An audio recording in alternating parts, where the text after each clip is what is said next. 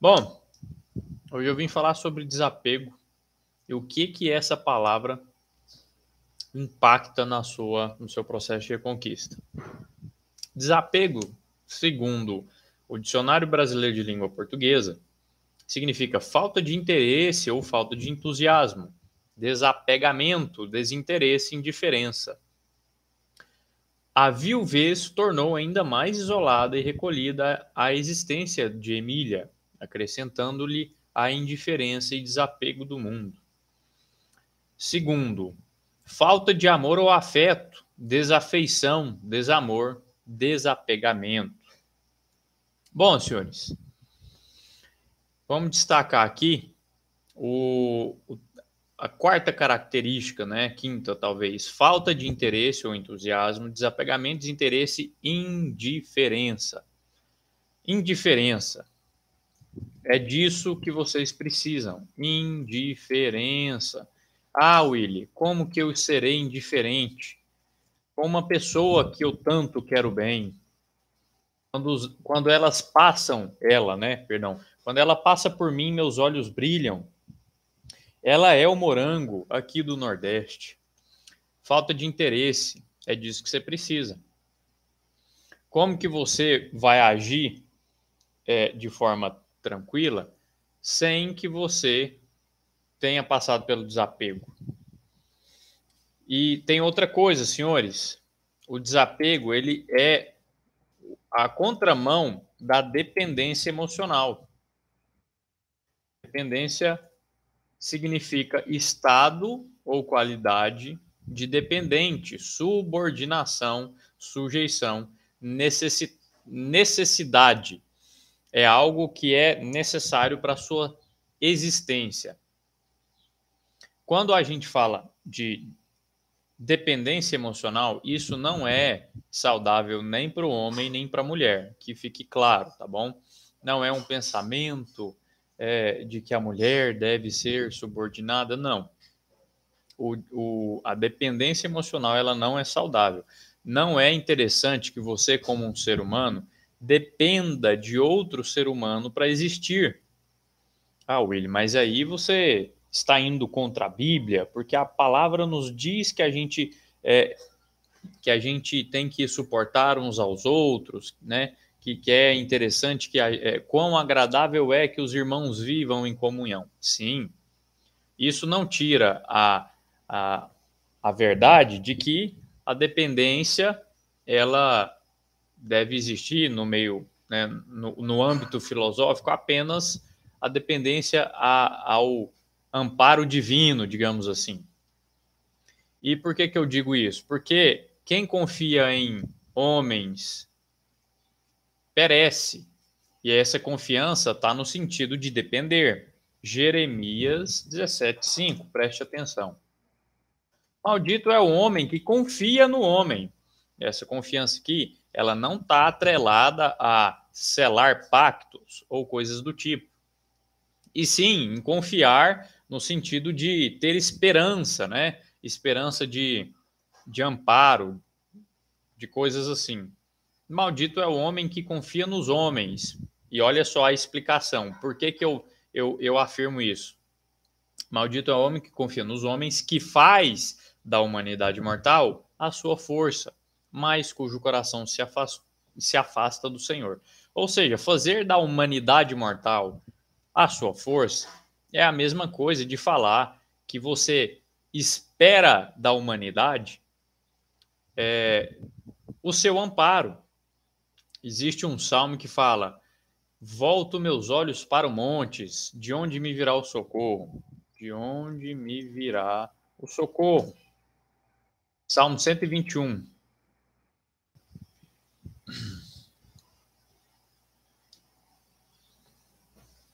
Isso aqui nos aponta para uma necessidade de confiar na providência divina, né? Eu já começo a filosofar demais, né? O meu socorro vem do Senhor, que fez o céu e a terra. Mas, enfim, voltando ao tema, como que esses versículos se aplicam no seu contexto? Quando eu digo que maldito é você, homem, que confia no homem, que faz da humanidade mortal a sua força, eu digo que você é muito tolo quando você coloca as esperanças de ser feliz no colo de um outro ser humano. Ou você coloca a sua expectativa de ser feliz até talvez na sua própria responsabilidade, né? O livro que eu cito tanto de Benjamin, de Viktor Frankl, ele diz que o maior erro da humanidade é buscar essa homeostase psicológica. E o que é homeostase? É um estado de tranquilidade, é um estado de normalidade, é um estado onde você se sente pacífico. Deixa eu buscar homeostase. Homeostase com H, do grego homeo, que é similar ou igual, e stasis, que é estático. É a condição estável em que um organismo ou objeto de estudo deve permanecer para realizar suas funções adequadamente. Ou seja, a gente não pode esperar que o mundo todo coopere. Estou regulando meu ventilador aqui, cheio de muriçoca. Eu não posso esperar que o mundo, que o universo coopere a meu favor para que a temperatura esteja agradável, para que todos os sinais fiquem verdes, a fim de angariar sucesso em qualquer coisa. Ou você, entre aspas, faz acontecer, ou você põe desculpa nas adversidades. Então, o que o psicólogo que tem moral pra caralho para afirmar isso quer dizer? O que ele quer dizer com isso? Que você não deve buscar sempre estar em paz ou sempre estar feliz. Isso é o erro da humanidade, é achar que por você estar infeliz nesse exato momento, você que tem alguma coisa errada. Se você analisa a vida de qualquer ser humano normal e você para de acreditar nessa porcaria de rede social, onde todo mundo é feliz a todo tempo, se você volta para a realidade, você vai entender que existem momentos bons e momentos ruins. E a maior parte, momentos neutros, quem sabe, né? O problema é que a gente associa momentos neutros com momentos ruins porque a gente não está naquele pico de ansiedade, de alegria, de entusiasmo. Lembro eu, na minha infância, quando minha mãe só permitia que eu tomasse refrigerante em momentos de comemoração. E aí, toda vez que a gente planejava participar de um aniversário, de alguma coisa, a gente ficava assim, não, a gente vai tomar refrigerante, eu e meu irmão, né? Hoje em dia, eu tenho o poder, né, aquisitivo, eu posso tomar a decisão de tomar refrigerante todo dia, porque eu já sou senhor das minhas próprias vontades. Mas isso seria saudável? Não. Eu faço isso? Graças a Deus, não. Por quê? Não é necessário. Agora, existem aqueles que não conseguem almoçar sem o bendito refrigerante. E o que isso causa? De uma forma muito menos agressiva, causa sim uma necessidade. Por exemplo, um ventilador ou um ar-condicionado. Quando você está acostumado com aquele conforto todo dia para dormir, o dia que falta energia ou que você não tem aquele aparelho que te proporciona esse bem-estar, você tem dificuldade em dormir. Agora, se imagine numa situação onde isso não existe mais. E aí, como é que seria? Momentos de crise vão aparecer. Eu não estou falando de economia, não. Estou falando que é possível que você faça uma viagem para a casa de alguém e na casa dessa pessoa não haja o seu ar-condicionadinho e você vai ter dificuldade de dormir, porque você está acostumado a sempre estar naquela homeostase, naquela naquele senso de conforto, no que você julga ser confortável. Enfim, esse vídeo, essa live aqui, vocês podem comentar à vontade, tá? Tem a função de mostrar para vocês que na vida vai acontecer momentos talvez até piores que esses que vocês estão passando. E é normal. E vocês precisam sobreviver diante disso. E é a forma com que vocês reagirão a essas realidades é que vai demonstrar quem vocês são. Exatamente, literalmente se chama zona de conforto. Mas qual que é a ideia? Eu preciso evitar essa zona de conforto a todo e qualquer custo? Devo eu abandonar as tecnologias, fugir para o centro da Amazônia e viver comendo mel e gafanhoto igual João Batista? Não. Como ontem a gente conversou, tudo tem um meio termo, tudo tem um equilíbrio. Você pode usar tudo isso, né, todas as facilidades que o mundo moderno emprega de uma forma inteligente, não se tornando dependente delas. E aí eu sempre trago a sabedoria bíblica para o assunto.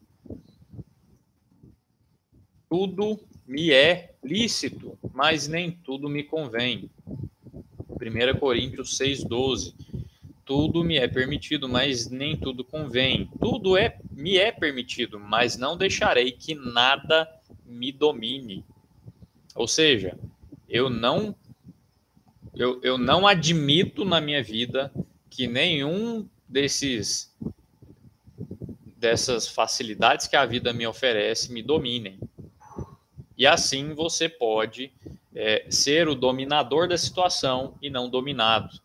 Sempre na vida você vai ver esse eu quero, mas não preciso. Aí é que tá, né? É o que eu falei.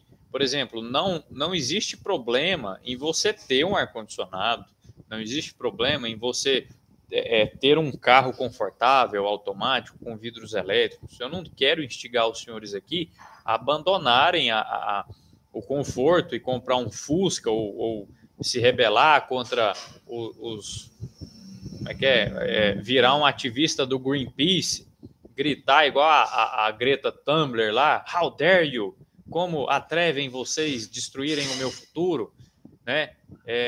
Derreterem as geleiras do oceano, sei lá das onde, entendeu?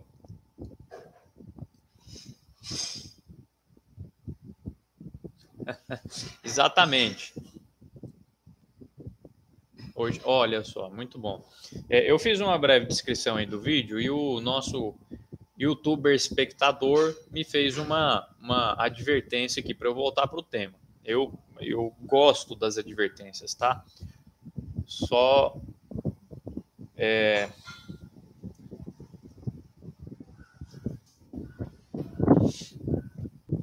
Ô, Victor, deixa eu te agradecer aqui e te mostrar o porquê que eu preciso gostar da advertência. Porque o sábio ama a repreensão, assim como está escrito, se não me engano, Provérbios capítulo 12, versículo 15. O caminho do tolo é reto aos seus olhos, mas o que dá ouvidos aos conselhos é sábio. Então, espero eu ser sábio e ouvir os senhores aqui. Bom, seguinte, eu fiz uma descrição no vídeo dizendo que o desapego ele é necessário, só que sempre onde há uma afirmação, a sua mente crítica vai fazer algumas perguntas baseado na lógica, né? E é por isso que eu costumo falar que o desapego é um dos paradoxos da Reconquista. Aí você fala, Willy, pelo amor de Deus, o que você está falando? O que é um paradoxo? Paradoxo é um pensamento, proposição ou argumento que contraria os princípios básicos e gerais que costumam orientar o pensamento humano. Ou seja, é a mesma coisa de eu falar para uma criança que ela se queimará com gelo. Você que é adulto sabe muito bem do que eu estou falando. O gelo ele tem a capacidade de queimar a pele do ser humano, não por estar quente, mas por ser extremamente gelado. E pela convenção, né, pelo próprio significado da palavra, a gente associa o gelo, o queimar ao calor, naturalmente. Só que nessa situação do gelo, ele queima por outro fator, né? Então, explicado o que é paradoxo, agora eu tenho que te falar. O desapego ele é fundamental para a sua reconquista e isso também é um paradoxo. E aí, será que isso não abre precedentes para ela ficar com outros? Sim, mas até isso aí vai te ajudar a tomar uma decisão. Senhores, eu não sei se todos vocês já me conhecem há um bom tempo, mas por diversas vezes eu já construí a narrativa de que o amor é um conjunto de escolhas, né?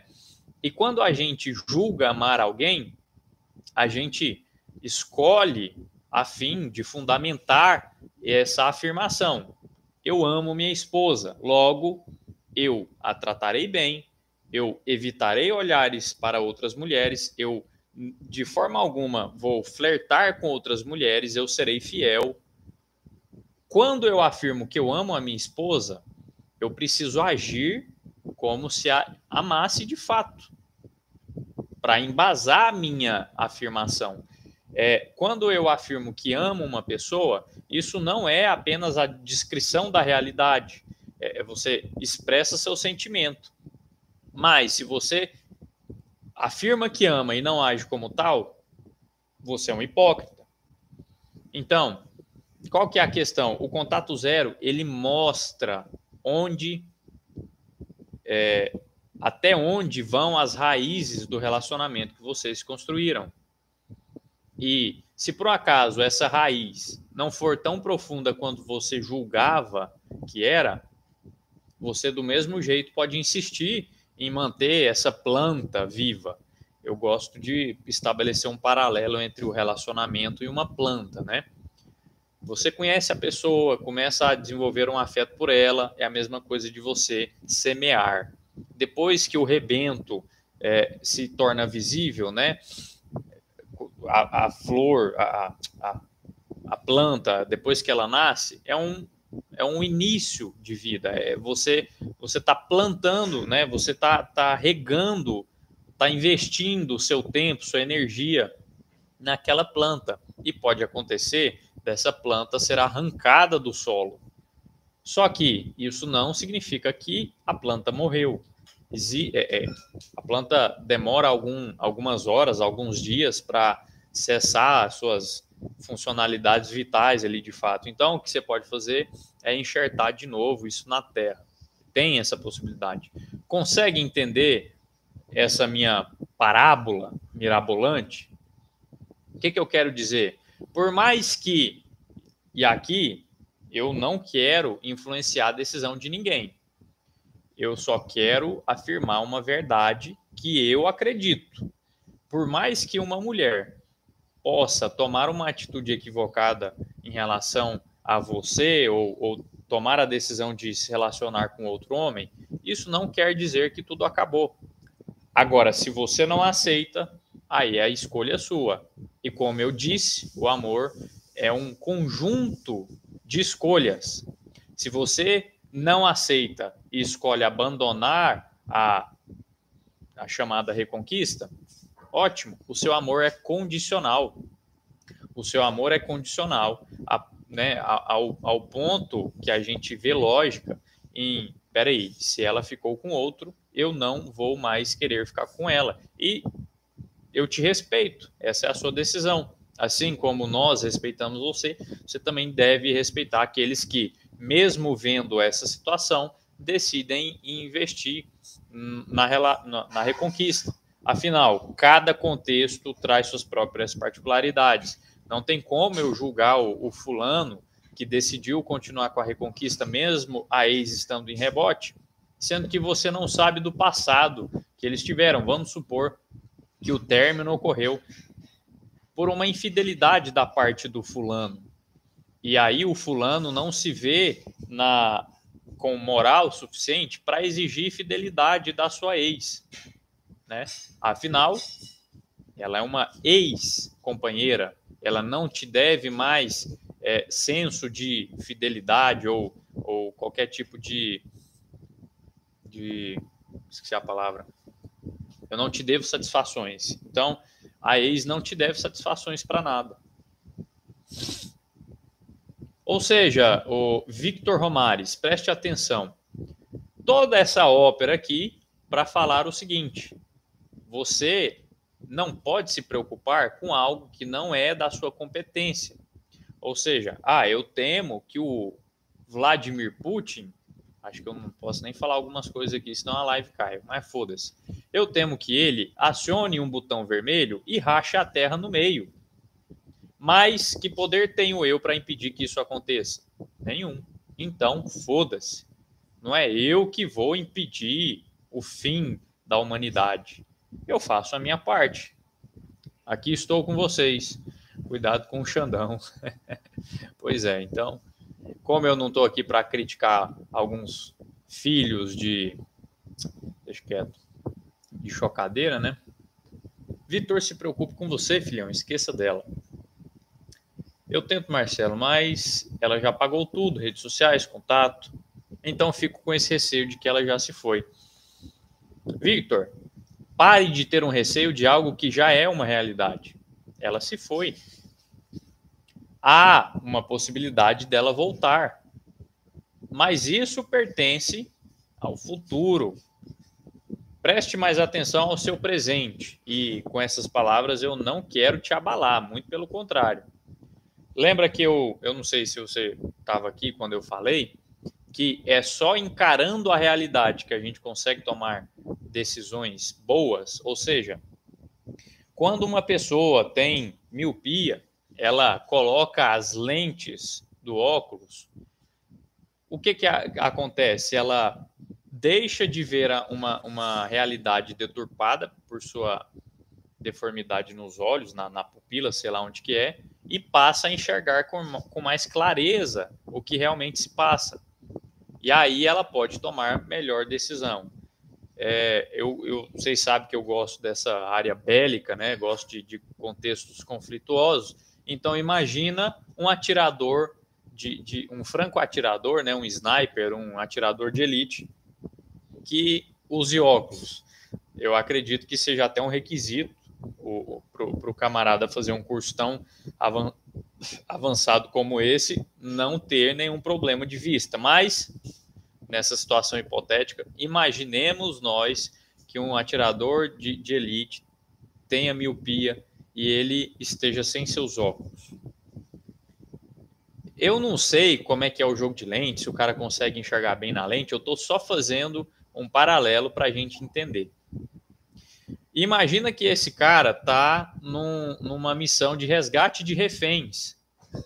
Como que ele vai poder tomar a decisão certa de acionar, pull the trigger, né? Acionar o gatilho na hora certa, no vacilo do sequestrador, se ele tivessem as lentes que entregam a ele a realidade dos fatos? Fica complicado, não fica, Victor? Ou seja, o que eu quero aqui agora é entregar um óculos para você. Eu não quero te entregar a Red Pill, né? Tem a galera aí do Red Pill. A primeira Red Pill que entregaram à humanidade, senhores, foi no Éden. Ai, ai. A Red Pill era essa aqui, ó. Serpente no Éden.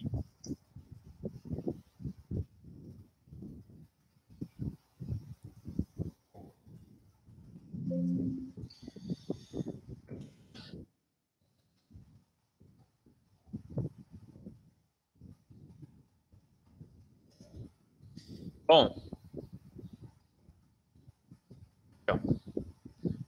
quando a mulher viu que a árvore parecia agradável ao paladar... não, perdão. Mas disse Deus, não comam do fruto da árvore que está no meio do jardim, nem toquem nele, do contrário, vocês morrerão. Disse a serpente à mulher, certamente não morrerão. Então Deus estava mentindo? Se eles comeram do fruto da árvore do conhecimento do bem e do mal e eles não morreram? Deus sabe que no dia que dele comerem, seus olhos se abrirão e vocês serão como Deus, conhecedores do bem e do mal. Ou seja, até então, a humanidade tinha uma certa ingenuidade quanto ao que era bom e o que era ruim, né? Deus tinha criado assim e tinha projetado para que eles não conhecessem algumas coisas. E aí a serpente vem e os engana. E essa foi a primeira Red Pill da humanidade. Então eu quero que as Red Pills vão para a casa do... esse mesmo. Enfim, qual que é a questão? Sem encarar a realidade, não dá para tomar boas decisões. A morte, nesse caso, seria a habilidade de morrer? Não que morreriam instantaneamente. Aí, Victor, é uma questão bem de fé, de filosofia mesmo. Eu acredito que era uma morte espiritual, tanto que a narrativa de Gênesis nos mostra que todos os dias, ao virar do dia, que é o que a gente entende por 18 horas, Deus se encontrava com Adão e com Eva. Tanto que, olha só qual que é a indagação.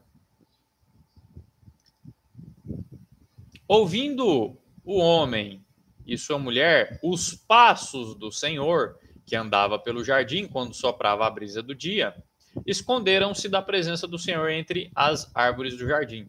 Mas o Senhor, Deus, chamou o homem perguntando: onde está você?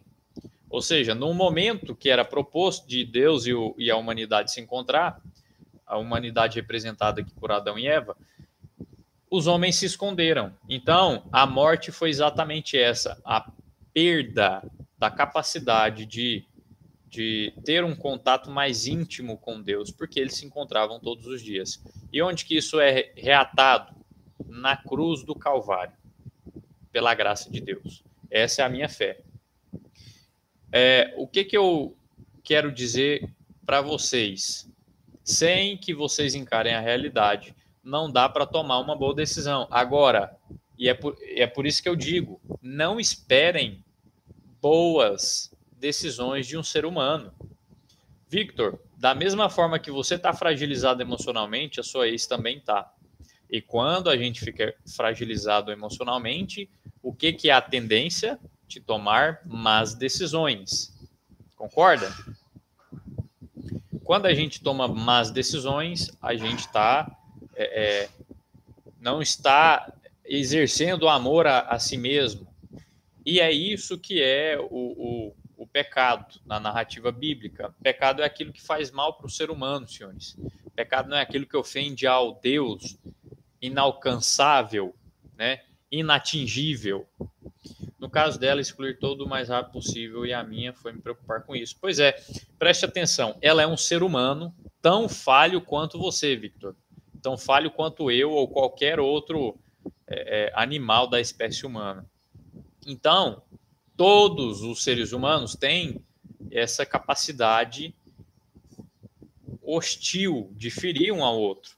Tem uma banda que eu gosto bastante, e eu não posso tocar aqui, porque senão dá ruim, mas ela tem uma música que chama I Will Fail, que significa eu falharei com você. A banda é Demon Hunter. Deixa eu pegar o... Não toca não, senão cai, cara. Aí. Não toca não, filho da Eva. I Will Fail. O que essa música fala? Eu falharei com você. Isso é certeza. Só que você tendo isso em mente, fica mais fácil de encarar as coisas, né? Deixa eu pegar a tradução aqui. Tradutor. Opa, tradutor. Eu vou falhar com você, disso eu tenho certeza. Vou lembrá-lo da dor para sempre. E quando meus pecados são apenas uma memória, a fé restaura. Eu vou falhar com você. To the core, de coração. Então, a gente encarando que a humanidade é falha, a gente tem mais poder de perdão, né? Por quê? A oração do Pai Nosso, ela nos diz o quê? perdoa os meus pecados para contigo, ó Deus, assim como eu perdoo aqueles que me ofenderam. Ou seja, o perdão divino ele é condicional, mas ele não é condicional a uma obediência, a você ser santinho, certinho, não. O perdão divino, para que o homem alcance a redenção, ele está condicionado ao homem também redimir um outro humano. Existe uma parábola onde um homem devia uma quantidade gigantesca para um senhor. Então vamos colocar aqui são três personagens fundamentais dessa trama. É o Senhor, que representa Deus, é um servo que devia uma quantidade gigantesca, que eu vou chamá-lo de João, e o José, que devia uma quantidade ínfima para João, perto do que João devia para Deus, para o Senhor. E aí acontece o quê? Deus chega em João e fala assim, João, você está me devendo R$1 bilhão e você ganha um salário mínimo por mês. Se lascou, vou te tacar na cadeia, você vai trabalhar como escravo até que você pague suas dívidas. Nossa, que Deus mal, né? Foda-se, é assim que ele é. Não é mal. Segundo o nosso falho julgamento, isso poderia ser algo malicioso, mas Deus é Deus, então, enfim. E aí, esse senhor, que é um senhor severo, porém justo, ele fala mais, ele fala o seguinte, eu não vou lançar só você na cadeia, seu salafrário, vou jogar você e toda a sua família para tentar quitar a dívida de R$1 bilhão de reais, de dólares, foda-se, é uma quantidade inimaginável. E aí, João copiosamente chora diante desse senhor e diz, Senhor, eu te pagarei tudo, mas livra minha família, pode me matar, faz o que o senhor quiser. Ele busca uma redenção ali diante desse senhor. E o senhor, como ele é um bom senhor, é um senhor justo, ele fala assim, cara, beleza, eu só queria saber como que você reagiria a essa situação. Eu te perdoo da sua dívida de R$1 bilhão. Aí o cara fica, ai, meu Deus, que loucura, né?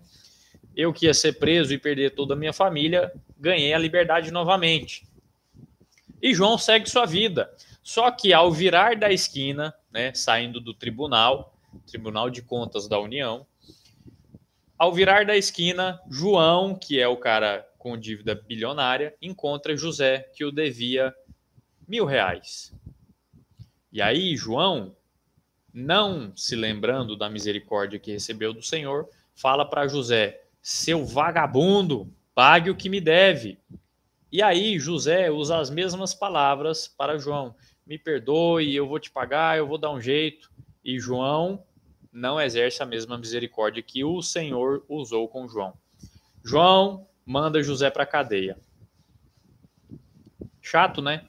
Só que aí vem o desfecho da conversa. José foi para a cadeia porque devia R$1.000. João não foi para a cadeia devendo R$1 bilhão. E aí outros conservos, ou seja, pessoas da mesma hierarquia de João, ficam sabendo disso. Vão lá no Senhor e falam, cara, você perdoou uma dívida de R$1 bilhão nas costas do João, não foi? Foi isso mesmo. Pois é, o João condenou o tal do Zé porque ele devia só R$1.000 para ele. Olha só que coisa. Aí o Senhor fala, não acredito numa coisa dessa. A falta de compaixão de João para com José gera uma ira gigantesca no justo Senhor, que leva a condenação de novo para João. E João vai preso e se fode, como era para ter acontecido a primeiro instante. O que isso nos ensina, senhores? É que antes tarde. Essa não era a ideia, Gabriel. O desfecho ideal, né, utópico dessa trama, isso aqui foi uma parábola contada por Jesus em outras palavras, tá? Deixa eu até buscar. Parábola do Senhor e do escravo. Deixa eu ver se é essa.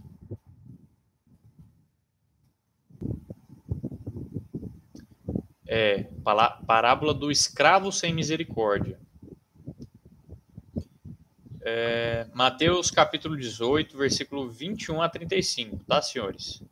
Quem quiser dar uma olhada, me corrigir se eu estiver falando alguma heresia, pode me confrontar. Qual que era a situação ideal? Todo mundo perdoar todo mundo. O senhor aqui que tem muitas riquezas perdoa 1 bilhão e o que foi perdoado 1 bilhão perdoa R$1.000 e todo mundo sairia feliz e isento disso. Do contrário, os 2 servos ou os 2 escravos saíram condenados dessa situação. Então, isso nos mostra que todo ser humano é falho e, por consequência, a gente não pode exigir perfeição de algum ser que é falho. Eu não posso exigir perfeição da minha esposa porque ela é um ser humano tão falho quanto eu. Minha esposa não pode exigir perfeição de mim porque eu sou tão falho quanto ela. E assim a gente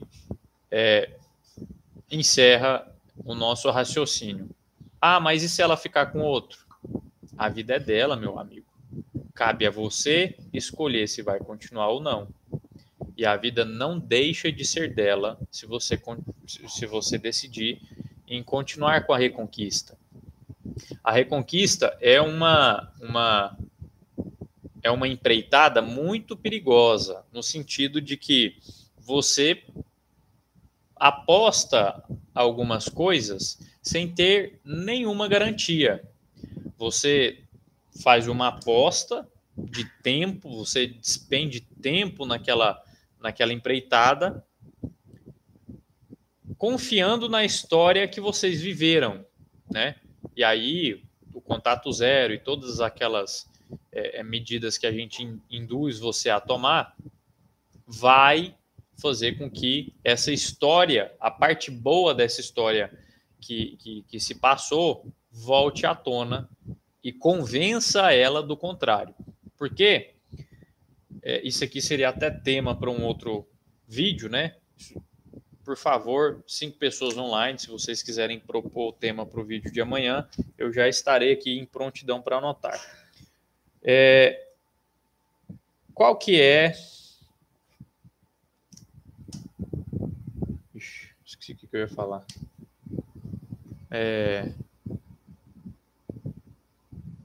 Agora eu esqueci mesmo. Fui anotar a data aqui para vocês me propor, esqueci o que eu ia falar. Mas também, né, dando 38 minutos de fala pura aqui. Bom, se eu lembrar, amanhã eu falo. E se vocês quiserem me propor o tema de amanhã, vai ficar esse encerramento de vídeo sem pé nem cabeça. Mas é assim que as coisas tocam, senhores. Que Deus abençoe. Espero que essa ladainha toda aqui traga algum tipo de crescimento para vocês e mais força na empreitada. Eu estava falando de empreitada, ó.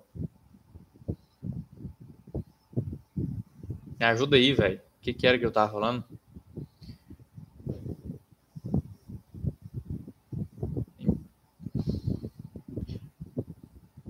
Esqueci.